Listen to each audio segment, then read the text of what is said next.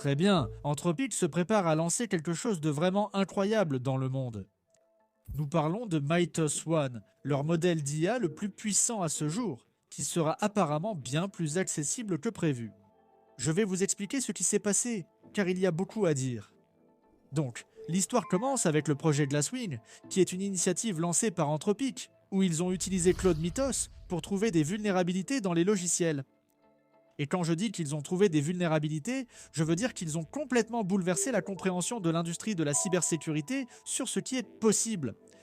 En seulement 30 jours.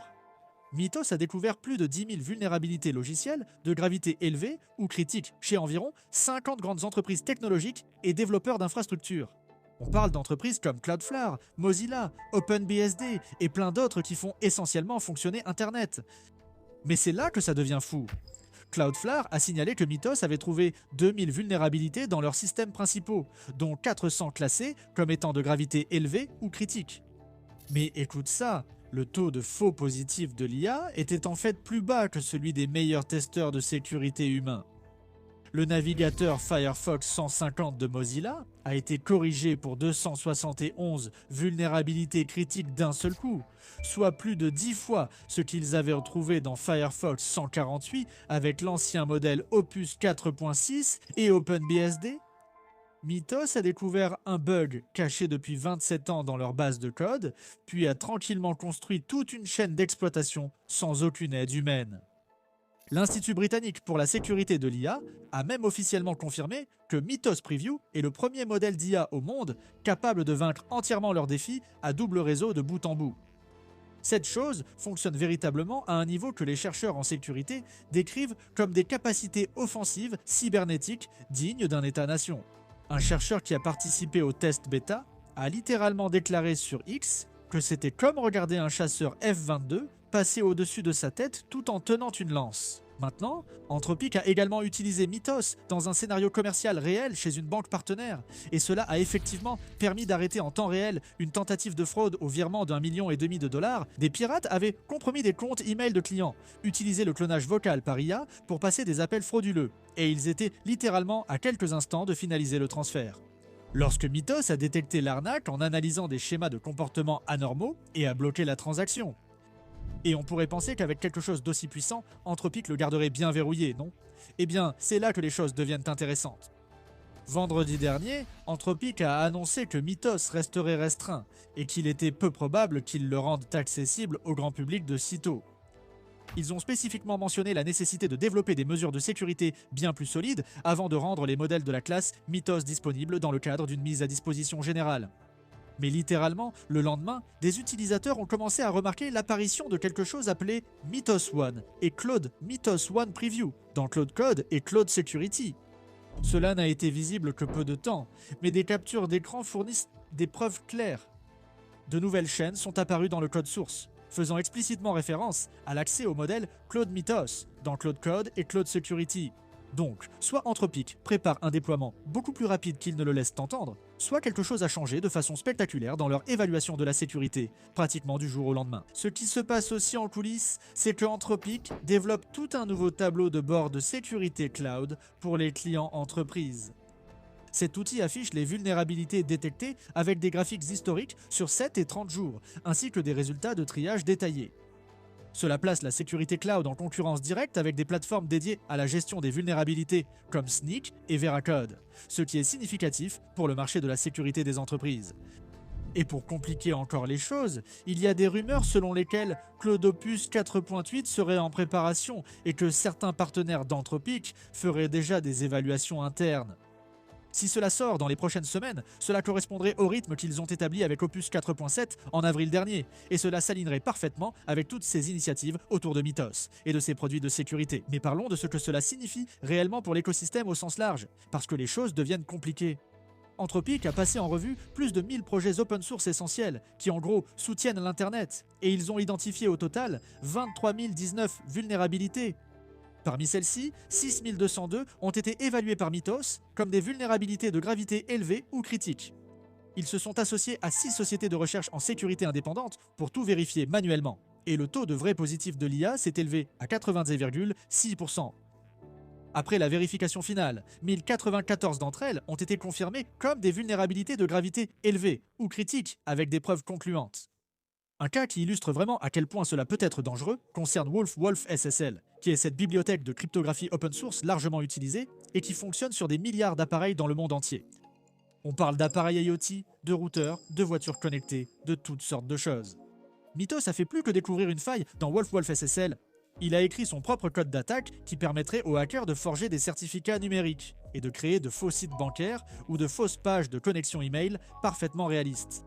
Si cette vulnérabilité n'avait pas été détectée et corrigée à temps, nous aurions pu faire face à une catastrophe potentielle touchant des milliards d'appareils. C'est ici que la situation devient vraiment problématique.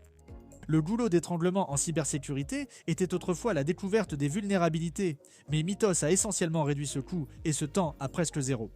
Le nouveau goulot d'étranglement, c'est que les humains ne peuvent pas corriger les vulnérabilités aussi rapidement que l'IA peut les découvrir. Plusieurs responsables de projets open source ont littéralement envoyé à Anthropic des emails les suppliant de ralentir, car ils sont dépassés. En moyenne, les programmeurs humains mettent environ 2 semaines à corriger une seule vulnérabilité de haute gravité, même avec des rapports détaillés.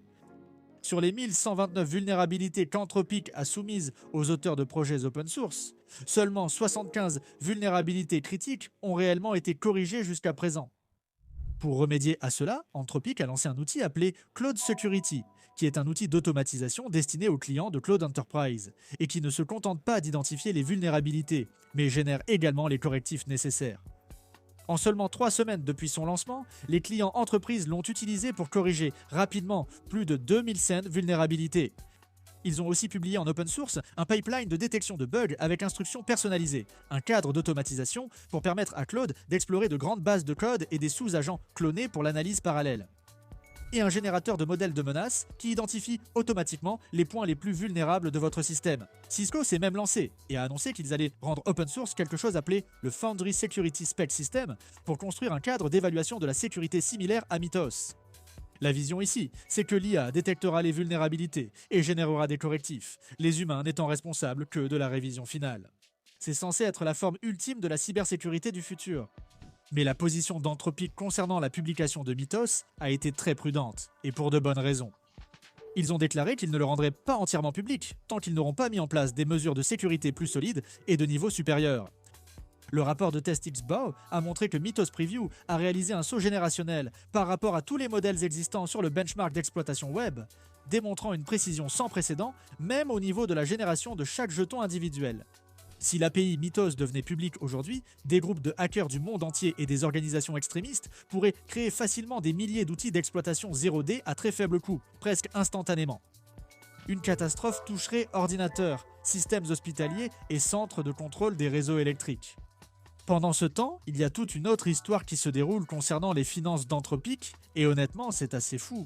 Le Wall Street Journal a publié un article affirmant qu'Anthropic s'apprête à enregistrer son premier trimestre rentable avec un bénéfice d'exploitation de 559 millions de dollars. Il prévoit que les revenus vont plus que doubler, passant de 4,8 milliards au premier trimestre à 10,9 milliards au deuxième trimestre. Cette croissance explosive leur permettrait de réaliser leur premier bénéfice d'exploitation.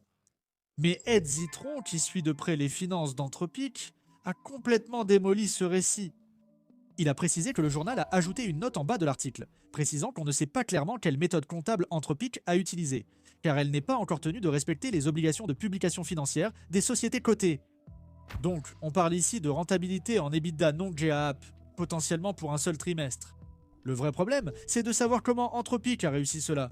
Tu te souviens de l'accord qu'ils ont signé avec SpaceX pour reprendre Colossus One et une partie, ou la totalité de Colossus 2 ? Eh bien, selon le propre dossier de SpaceX, Anthropic leur verse 1,25 milliard de dollars par mois à partir de mai et juin. Mais avec des frais réduits au début, le temps de monter en puissance. Cela fait 15 milliards de dollars par an en coût de calcul, normalement, mais avec une réduction précisément pour les mois où Anthropic annonce à ses investisseurs qu'il dégage un bénéfice d'exploitation. Donc, en gros, ils réduisent les coûts spécifiquement pendant le deuxième trimestre. Et puis le journal mentionne opportunément que l'entreprise pourrait ne pas rester rentable toute l'année à mesure que les dépenses augmentent. Les chiffres d'affaires ne sont pas cohérents avec les rapports précédents. En février dernier, Anthropic affirmait avoir atteint 14 milliards de revenus annuels récurrents, ce qui implique un revenu mensuel d'environ 1,17 milliard. Au 3 mars, ils affirmaient avoir atteint 19 milliards de revenus annuels récurrents, soit 1,58 milliard par mois.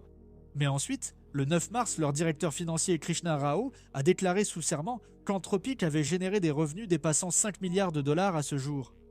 C'est un écart énorme qui est difficile à expliquer, surtout quand The Information avait rapporté 4,5 milliards de revenus pour l'ensemble de 2025. Si l'on croit les graphiques ayant fuité montrant 4,8 milliards au premier trimestre 2026, cela voudrait dire qu'Anthropic a réalisé plus de 90% de ses revenus à vie, rien que sur le premier trimestre de cette année et pratiquement aucun revenu les années précédentes. Ce niveau de croissance est possible, mais met clairement la crédibilité à l'épreuve. La seule défense possible serait que leur directeur financier ait tellement minimisé les chiffres auprès du gouvernement et d'un juge qu'il aurait dissimulé plus de 4 milliards de revenus, ce qui semble peu probable. Ce qui se passe probablement, c'est qu'Anthropic reçoit des paiements anticipés de jetons de la part de grandes entreprises, comme 50 millions de dollars censés être répartis sur 12 mois, qu'ils enregistrent immédiatement comme revenus. Ils proposent également des jetons à prix réduit, avec des remises allant de 10 à 30%, et ils pourraient comptabiliser d'avance les engagements annuels des abonnements et des accords d'entreprise. Tout cela augmenterait le chiffre d'affaires et réduirait les coûts, car la puissance de calcul nécessaire n'aurait pas encore été réellement fournie. Pour ajouter au drame, un contraste marquant a émergé entre deux événements Anthropic cette semaine. Mercredi, ils ont tenu leur premier événement développeur en Europe, Code with Claude. L'ambiance reposait sur la productivité, la magie et une renaissance de la programmation informatique. Boris Chornet, qui a créé Claude Code, a parlé de retrouver ce sentiment de magie qui l'a amené à la programmation. Les développeurs profitèrent d'un déjeuner offert, recevaient des mini-ordinateurs et l'ambiance était un enthousiasme débordant. Lorsqu'on a demandé qui avait livré du code écrit par Claude sans le lire, étonnamment beaucoup ont levé la main. Mais ensuite, jeudi, le cofondateur d'Anthropic, Jack Clark, a donné une conférence à l'université d'Oxford et le ton était complètement différent. Il a déclaré que l'IA pourrait exterminer la population mondiale et a averti que les années à venir seraient plus bouleversantes que tout ce que l'on a connu. Il a prédit que d'ici 2028 ou peut-être même plus tôt, l'IA atteindrait l'auto-amélioration récursive et serait capable de s'améliorer sans intervention humaine. Il a affirmé que la majorité ignore les capacités actuelles de l'IA et encore moins ce qui arrive dans 6 mois. Clark a même admis qu'Anthropic elle-même avait sous-estimé l'ampleur et la rapidité des progrès de l'IA en disant que lorsque Mythos a terminé son entraînement, ils se sont dit « c'est arrivé plus vite que prévu et nous ne nous sommes pas suffisamment préparés ». Donc, vous avez cette situation où Anthropic raconte une histoire aux développeurs sur la productivité et la magie, tout en disant aux décideurs politiques et aux universitaires que nous pourrions tous être dans de sérieux ennuis très bientôt. Ce n'est pas forcément malveillant. Les entreprises adaptent leur message à différents publics tout le temps. Mais vivre ces deux récits aussi rapprochés crée un sérieux effet de choc. Et pour compléter toutes les actualités, Anthropic a embauché Andrei Karpathy cette semaine, ce qui est assez important. Andrei Karpathy, cofondateur d'OpenAI, a été recruté chez Tesla par Elon Musk pour diriger l'équipe de vision par ordinateur d'autopilote et rejoint maintenant l'équipe de pré-entraînement d'Anthropic. Son travail chez OpenAI et Tesla a été mentionné à plusieurs reprises lors du procès opposant Musk à Altman, qui vient de se terminer, où le jury a statué en faveur de Sam Altman. L'arrivée de Karpathy fait suite à celle de Ross Nordin, un membre fondateur de XAI et ancien employé de Tesla, qui a annoncé plus tôt ce mois-ci qu'il rejoignait également Anthropic. Donc oui, Anthropic se prépare clairement à quelque chose d'important avec Mythos One, qu'il soit prêt à l'admettre publiquement ou non. L'infrastructure de production existe déjà, les outils de sécurité pour entreprises sont développés, et ils recrutent massivement des talents IA de haut niveau. La vraie question est de savoir s'ils ont respecté les conditions de sécurité qu'ils disaient nécessaires avant de lancer un modèle de type Mythos, ou s'ils abandonnent discrètement ces normes sous la pression de la concurrence. Dans tous les cas, l'IA va devenir passionnante, et Mythos One sera au cœur de tout cela. Dites-moi ce que vous en pensez dans les commentaires. Abonnez-vous pour plus d'actualités sur l'IA, cliquez sur le bouton j'aime si vous avez apprécié la vidéo. Merci d'avoir regardé, et on se retrouve dans la prochaine vidéo.